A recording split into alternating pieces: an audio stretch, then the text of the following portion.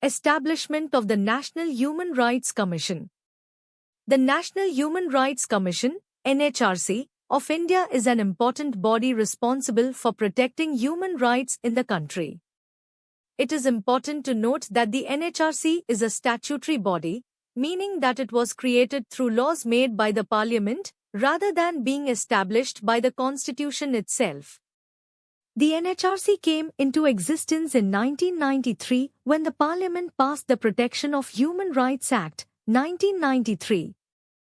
The primary role of the NHRC is to serve as a watchdog for human rights in India. This means it monitors and advocates for the basic rights of individuals, such as the right to life, liberty, equality, and dignity.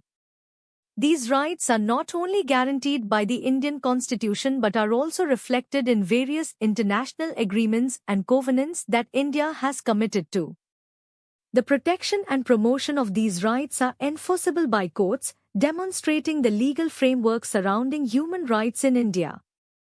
One of the main objectives of establishing the NHRC is to improve the way human rights issues are managed in the country. Firstly, it seeks to strengthen the existing institutional frameworks that deal with human rights issues, making them more focused and efficient. Secondly, the NHRC investigates claims of government excesses or human rights violations. Doing this independently helps to ensure that the government is committed to upholding human rights standards. Lastly, the Commission aims to build on and enhance the efforts already underway to protect human rights, thus creating a more robust environment for human rights activism and awareness. The NHRC operates in accordance with several articles of the Indian Constitution.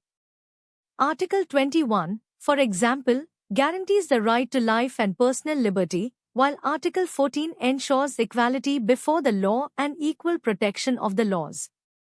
Additionally, the establishment of the NHRC aligns with India's commitment to the Universal Declaration of Human Rights and other international human rights treaties.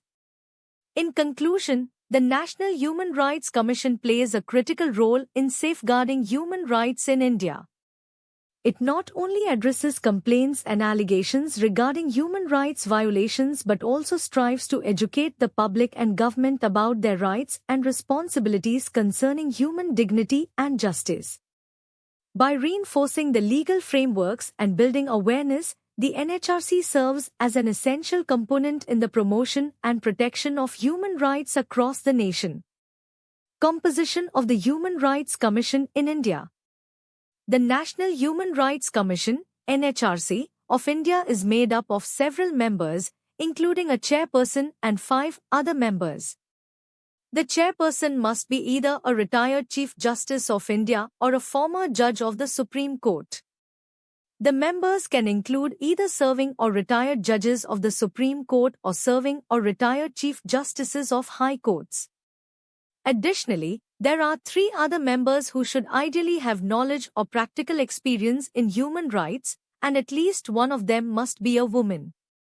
Beyond these core members, the NHRC also includes 7 ex officio members.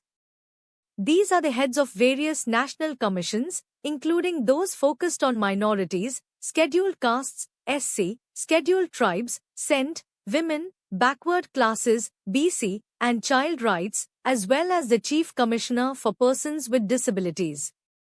This diverse composition is designed to ensure that various human rights perspectives are represented in the Commission's discussions and decisions. The appointment of the chairperson and members is done by the President of India, based on recommendations from a 6-member committee. This committee is composed of important political figures, including the Prime Minister, the Speaker of the Lok Sabha, the Deputy Chairman of the Rajya Sabha, the leaders of the opposition from both houses of Parliament, and the Central Home Minister. Moreover, if a sitting judge of the Supreme Court or a Chief Justice from a High Court is being appointed, the Chief Justice of India must be consulted. Members of the NHRC serve for a term of 3 years or until they reach the age of 70, whichever comes first.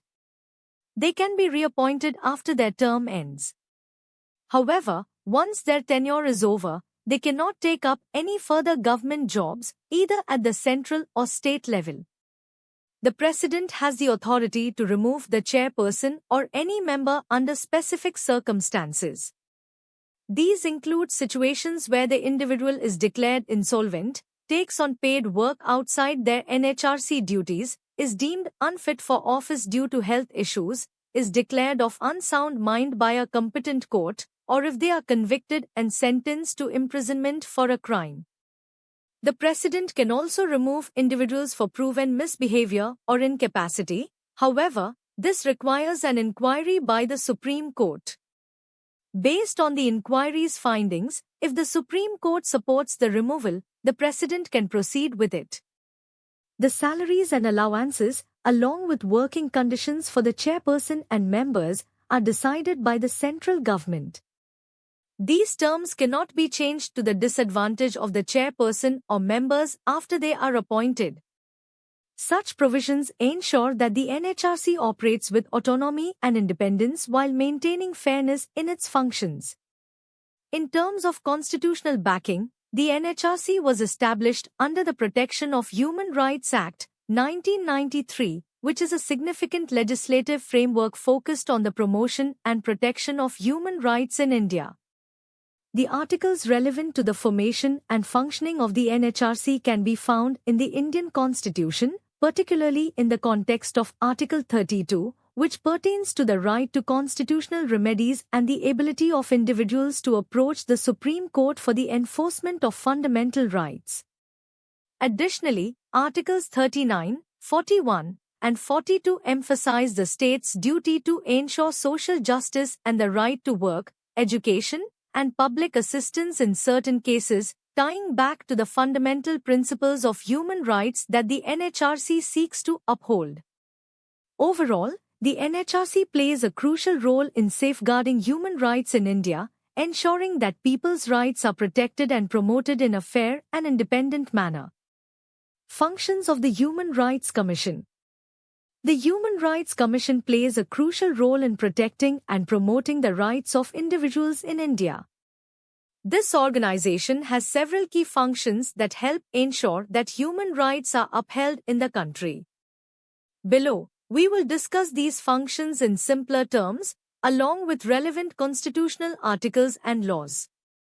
One of the main tasks of the Commission is to investigate any incidents of human rights violations. This could include cases where public servants have failed to prevent such violations. The Commission can take action on its own. This is called suo motu, or in response to a petition filed by someone or upon receiving an order from a court. This function is essential because it allows the Commission to act swiftly when it learns of potential rights violations.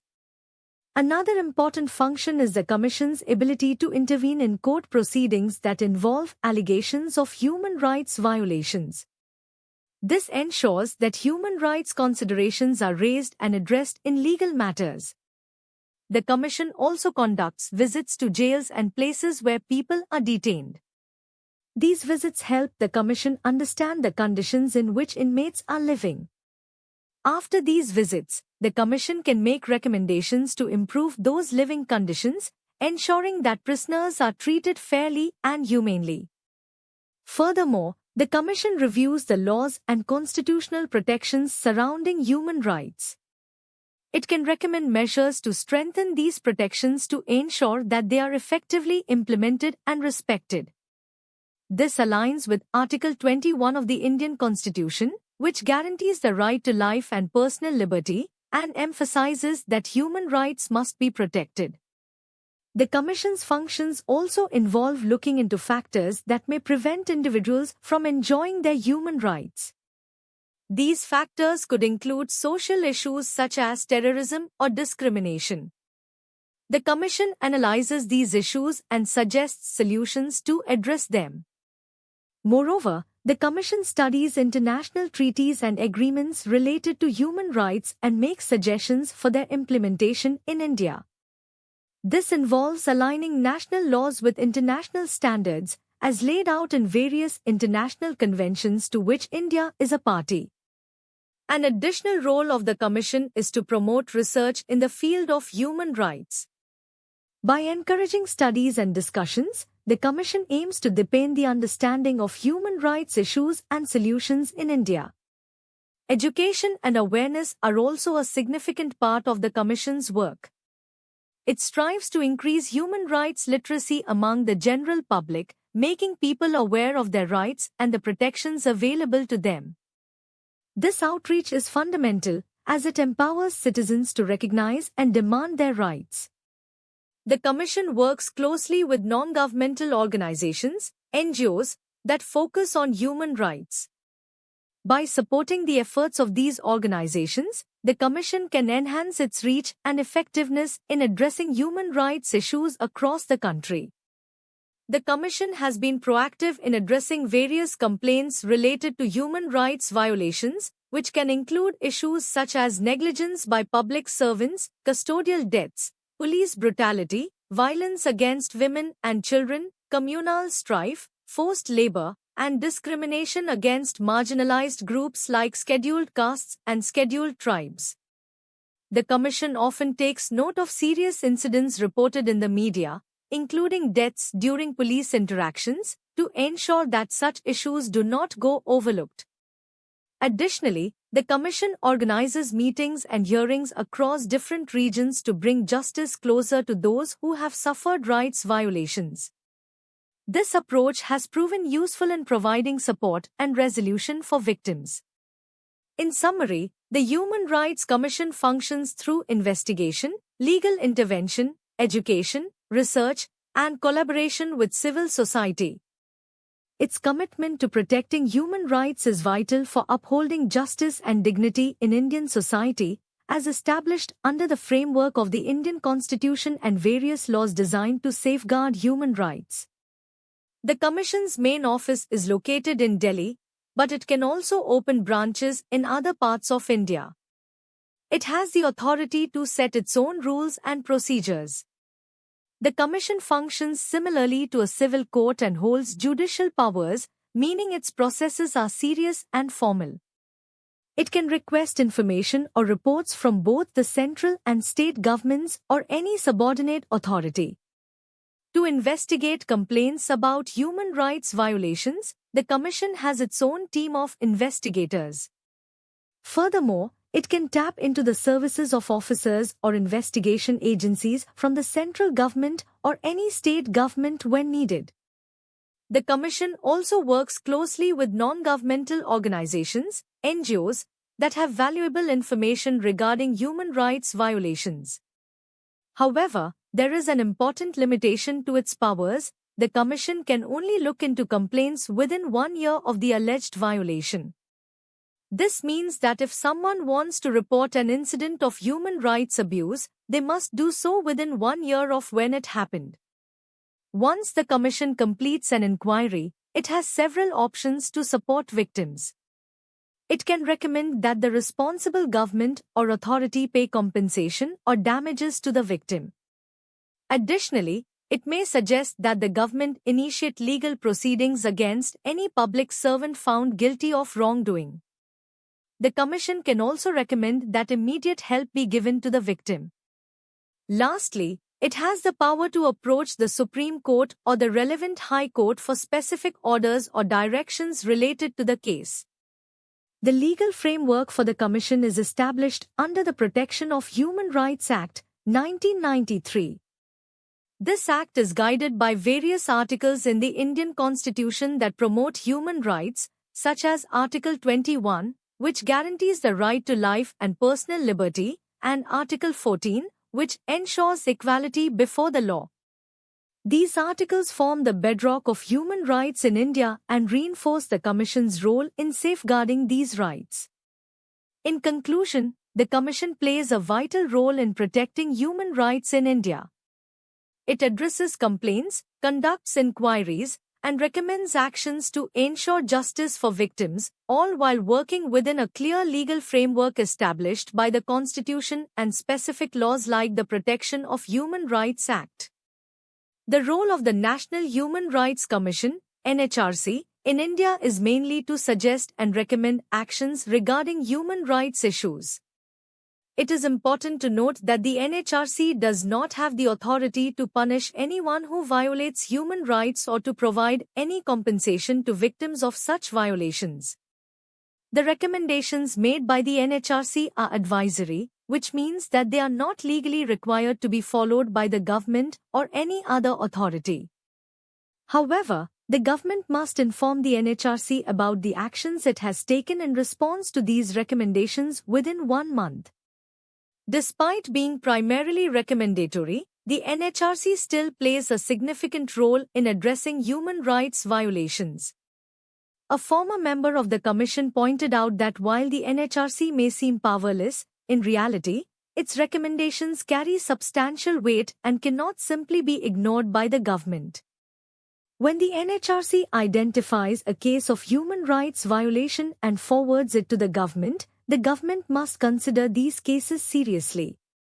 The Commission's authority is somewhat limited when it comes to violations committed by members of the armed forces. In such situations, the NHRC can request a report from the central government and provide its recommendations based on that report. The government is then required to update the NHRC on the action taken with respect to these recommendations within 3 months. Every year, the NHRC prepares annual or special reports that it submits to the central government and the relevant state governments. These reports are then presented to the respective state legislatures.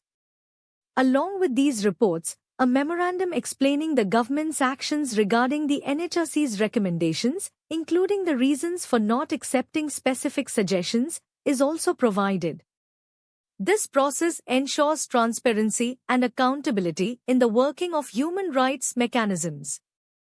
In the context of Indian law, the NHRC's functions and processes are defined under the Protection of Human Rights Act, 1993. Articles 32, 226, and 21 of the Indian Constitution also relate to the protection and enforcement of human rights, emphasizing the right to life and personal liberty. These legal frameworks enhance the NHRC's role in promoting human rights and help provide a basis for citizens to seek justice when their rights are violated. Thus, while the NHRC may not have direct power to enforce its recommendations, its influence and the legal backing provide a significant framework for human rights protection in India. The National Human Rights Commission, NHRC, of India plays a crucial role in safeguarding human rights in the country. However, it faces several problems that hinder its effective functioning. Here, we'll break down these issues and also provide relevant constitutional articles and laws for better understanding. First, the NHRC encounters administrative constraints that limit its effectiveness. According to the Paris Principles, which set out guidelines for national human rights institutions, the NHRC should have sufficient resources and staff to carry out its functions independently. This independence is vital for maintaining its authority and credibility, as it needs to operate without interference from the government. Each year, the Commission receives around 1 lakh complaints, highlighting the growing public trust in its work. To manage this increasing workload, there should be a transfer of administrative and financial powers to the chairperson of the NHRC, enabling faster and more efficient decision-making. Next, there are financial constraints. The NHRC receives annual grants from the Ministry of Home Affairs in the Government of India, which are crucial for its operations. Although it has the liberty to use these funds to fulfill its duties, the Commission seeks greater financial autonomy. For example, it wishes to purchase its own vehicles to support its functions, but the current financial delegation does not allow for this. Greater financial independence would empower the NHRC to act more swiftly in crisis situations and enhance its overall efficiency. The NHRC also suffers from manpower constraints. Since its inception, it has never had the full number of sanctioned positions filled. This shortage of staff leads to the Commission needing to hire retired government officers as consultants on a contractual basis. The growing number of complaints often overwhelms the current staff, making it difficult for the NHRC to meet the expectations of victims of human rights violations. There is a critical need for the establishment of additional posts to manage this workload effectively. For instance, the absence of experienced investigators hampers the Commission's ability to conduct thorough spot checks in cases of custodial deaths, torture, and illegal detentions. The Law Division of the NHRC, which is vital for processing and resolving complaints, also suffers due to insufficient manpower.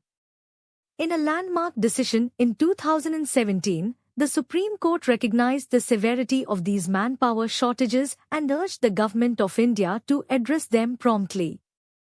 The court's intervention highlights the importance of the NHRC's role in human rights protection and the need for adequate resources to fulfill this essential function. In terms of constitutional support, Article 32 of the Indian Constitution provides the right to seek relief from the Supreme Court for the enforcement of fundamental rights.